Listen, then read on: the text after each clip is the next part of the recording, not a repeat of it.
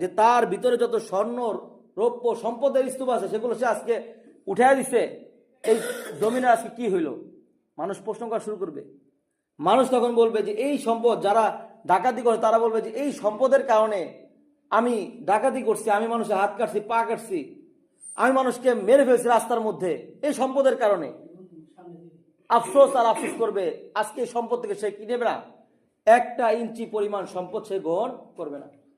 আত্মীয়তা সম্পর্ক যারা ছিন্ন করছে, এই আত্মীয়তা সম্পর্ক ছিন্নকারী ব্যক্তিরা তখন আফসোস করবে, এই সম্পদের কারণে একটা মধুর সম্পর্ক ছিল ভাই ভাইয়ের সাথে, একই বিছানায় শুয়েছি, একই মায়ের কাছ থেকে খাইছি, একই বাবার স্নেহের মধ্যে বড় হয়েছি, আর সেই ভাইকে আমি দেখতে পাই নাই। এই সম্পদের কারণে মানুষ তখন আফসোস করবে।